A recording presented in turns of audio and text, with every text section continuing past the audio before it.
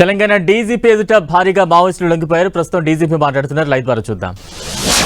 మనోజ్ చిత్తూరు జిల్లా చిత్తూరు రాష్ట్రం చెందిన ఆయన పెద్దగూడ గ్రామం గద్దరాజ్ పోలీస్ స్టేషన్ పరిధి. ఈయన 17 ఏళ్లుగా పార్టీలో పనిచేస్తున్నాడు. ఇట్లా వీళ్ళు 16 మంది సరెండర్ అయింది. కాబట్టి ఇప్పుడు సరెండర్ అయిన వాళ్ళలో దండకరణ స్పెషల్ డ్రైవ్ కమిటీకి చెందినటువంటి 27 మంది, పీపుల్స్ లిబరేషన్ గెరిల్లా ఆర్మీకి చెందినటువంటి 4, సౌత్ బస్తర్ డీబీసీకి చెందిన డివిజనల్ కమిటీకి చెందినటువంటి 9th and 30th ప్లేటూన్కి చెందినటువంటి 16 మంది సరెండర్ అయిందన్నమాట. వీళ్లకు తెలంగాణ రాష్ట్రం పాటిస్తున్నటువంటి పునరావాస విధానానికి అనుగుణంగా రాష్ట్ర కమిటీ సభ్యులకు 20 లక్షల రూపాయలు, డివిజనల్ కమిటీ సభ్యులకు 5 లక్షల రూపాయలు, ఏరియా కమిటీ సభ్యులకు 4 లక్షల రూపాయలు ఒక్కొక్కరికి, పార్టీ సభ్యులకు అంటే 2 మెంబర్లకు 1 లక్ష రూపాయలు ఒక్కొక్కరికి నగదు బహుమతి ఇస్తాము. సత్వరం వారికి తక్షణం సహాయంగా 20,000 రూపాయలు క్యాష్ ఇవ్వడం జరుగుతుంది. అట్లాగే కేంద్ర హోంమంత్రిత్వ శాఖ ఇచ్చినటువంటి విధి విధానాల ప్రకారం ఆయుధాలతో బయటకు వస్తే వాళ్ళకు కూడా సపరేట్ గా అడిషనల్ గా అదనంగా వాళ్ళకు కూడా ప్రోత్సాహకాలు ఉన్నాయి. అవి ఎలంజితో బయటకు వస్తే 5 లక్షల రూపాయలు, AK-47తో బయటకు వస్తే వెపన్తో బయటకు వస్తే 4 లక్షల రూపాయలు, ఇన్సాస్తో వస్తే 2 లక్షలు, SLRతో వస్తే 2 లక్షలు, 303 రైఫిల్తో వస్తే 1 లక్ష రూపాయలు, 12 బోర్తో వస్తే 30,000, 9mm పిస్టల్ కానీ .38 రివాల్వర్తో కానీ బయటకు వస్తే 20,000 రూపాయలు. ఈ విధంగా వాళ్ళకు ప్రోత్సాహకాలు ప్రకటించింది గవర్నమెంట్ ఆఫ్ ఇండియా హోంమంత్రిత్వ శాఖ. ఆ విధంగా వాళ్ళకి ఇచ్చేటువంటి పునరావాసానికి అదనంగా ఈ అమౌంట్ కూడా లభిస్తుంది. సో ఈ రోజు ఆయుధాలతో పాటుగా వచ్చినటువంటి 47 మంది అజ్ఞాత సిపిఐ మావోయిస్ట్ కాడర్లకు రాష్ట్ర ప్రభుత్వం, కేంద్ర ప్రభుత్వం కల్పించేటువంటి పునరావాస సహాయం 1,50,00,000 రూపాయలు వీరికి పంపిణీ చేయబడుతుంది. అట్లానే గౌరవ తెలంగాణ ముఖ్యమంత్రి రేవంత్ రెడ్డి గారు ఇంతకుముందే ఆశ్వాసన చేసినట్టు, హామీ ఇచ్చినట్లు సరెండర్ అయిన వాళ్లకు ఆరోగ్య సంరక్షణ సంబంధించి ఆరోగ్య కార్డ్స్ కూడా ఇస్తున్నాము. అది ఈ ఫైలు సర్క్యులేషన్ లో ఉంది. బహుశా ఇవాళ రేపట రావచ్చు. లాస్ట్ వీక్ ఎప్పుడు వస్తుందని కానీ బికాస్ ఈ ప్రజాపాలన ప్రగతి ప్రణాళిక ప్రోగ్రామ్ లో అందరూ ప్రభుత్వ శాఖలన్నీ కూడా బిజీగా ఉండడం వల్ల అది డిలే అయింది. కాబట్టి ఈ వారం రోజుల్లో వచ్చే అవకాశం ఉంది. హెల్త్ కార్డ్స్ కూడా కాబట్టి హెల్త్ కార్డ్స్ తోని వీళ్ళకు ఉన్నటువంటి ఆరోగ్యపరమైన సమస్యలకు కూడా నిమ్స్ లాంటి పెద్ద ఆసుపత్రిలో వాళ్ళకు ట్రీట్మెంట్ అవుతుంది. ఇట్లా మిగిలిపోయినటువంటి లాస్ట్ ఇంకనుకున్న ఇన్స్టాల్మెంట్, ఇది పెద్ద ఇన్స్టాల్మెంట్. ఇంకా ముందు ఉంటే 1 ఉంటే ఉండొచ్చు కానీ ఇంత పెద్ద ఉండరు బయటకు వచ్చేవాళ్ళు, ఎందుకంటే లేరు కాబట్టి. సో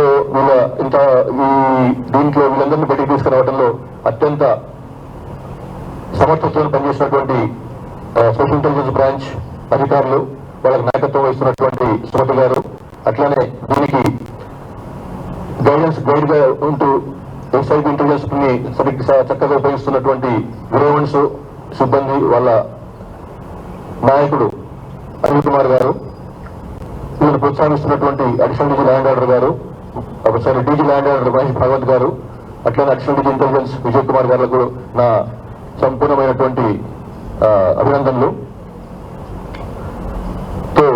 లాస్ట్ 2 years నుంచి, లాస్ట్ 2024 మార్చి నుంచి మనం లెక్కేసుకుంటే ఈ 2 ఏళ్లలో తెలంగాణ పోలీసుల ముందర చిన్న పెద్ద అన్ని సీనియర్ స్థాయి నాయకుల నుంచి కింది స్థాయి నాయకుల వరకు 818 మంది బయటకు వచ్చి లొంగిపోయినారు. ఆ లెక్కలు కూడా మీకు ఇచ్చిన దాంట్లో ఉన్నాయి. అట్లాగే వెపన్స్ పరంగా చూస్తే ఈ 2 ఏళ్లలో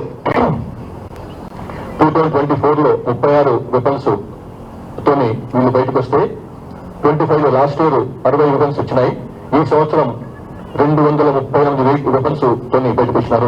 238, అందులో 48 AK-47 ఉన్నాయి. మొత్తం ఈ లాస్ట్ 2 years లో 58 AK-47s తోని లొంగిపోయినారు. ఒకటి US మేడ్ బోల్ట్ రైఫిల్, ఒకటి tower Israel made weapon, INSAS rifles 48, SLRలు 50, అట్లా మిగతా అన్ని కూడా 303 రైఫిల్స్ 38. ఈ విధంగా మొత్తం చూస్తే 334 వెపన్స్ మొత్తం వచ్చినాయి. అందులో 238 ఈ ఒక్క సంవత్సరంలో వచ్చిన వెపన్సే, ఫస్ట్ 4 months లో వచ్చిన వెపన్సే. ఇందులో దీంతో ఇంకా ఏమాత్రం కూడా అవకాశం లేకుండా ఉంది. సిపిఎం అంటే మన తెలంగాణ రాష్ట్రంలో అయితే ఇప్పటికే మనం ఇంతకుముందు చెప్పుకున్నాం లాస్ట్ మంత్ చెప్పుకున్నాం, ఇది మావోయిస్ట్ రహిత రాష్ట్రం అని చెప్పి. అట్లానే సౌత్ ఛత్తీస్గఢ్ కూడా ఆల్మోస్ట్ మావోయిస్ట్ రహిత రాష్ట్రంగా ఆవిర్భవించింది. ఇది MHA ministry of home affairs already మీకు తెలుసు అనౌన్స్ చేసింది. సో లాస్ట్ 2 years చూస్తే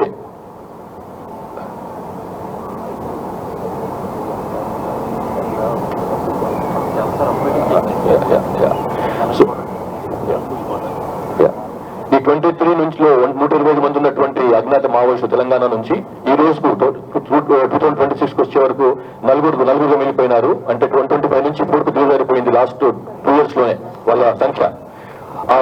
నలుగురిలో 2 సెంట్రల్ కమిటీ మెంబర్ స్థాయి వాళ్ళు ఉన్నారు, 2 స్టేట్ కమిటీ మెంబర్ స్థాయి వాళ్ళు ఉన్నారు. మీకు తెలుసు వాళ్ళు ఎవరు, ఆల్రెడీ మాకు మీ దగ్గర ఇన్ఫర్మేషన్ ఉంది. సో వీళ్ళు ఛత్తీస్గఢ్ రాష్ట్రానికి చెందినటువంటి వాళ్ళు అయినప్పటికీ కూడా ఇందులో చాలా మంది ముఖ్యంగా దండకరణ స్పెషల్ జోనల్ కమిటీకి చెందినటువంటి వాళ్ళు ఇటు తెలంగాణ రాష్ట్రంలో మన ములుగు లాంటి జిల్లాలో, ఇటు భద్రాచలం కొత్తగూడెం జిల్లాలో తిరిగే వాళ్ళు, రెగ్యులర్ గా మూవ్మెంట్ చేసిన వాళ్ళు. వీళ్ళు పేరుకు దండకరణ అయినప్పటికీ కూడా వాళ్ళ మూవ్మెంట్ మన దగ్గర కూడా బాగా ఉండింది. సో ఈ విధంగా వీళ్ళ మొత్తం కూడా వీళ్ళు రావడం వలన PAG బెటాలియన్ లో 1-20 ఏమన్నా పారిపోయి ఉంటే ఉండొచ్చు, కానీ ఇంకా బెటాలియన్ లేదు, అది పూర్తిగా సమాప్తం.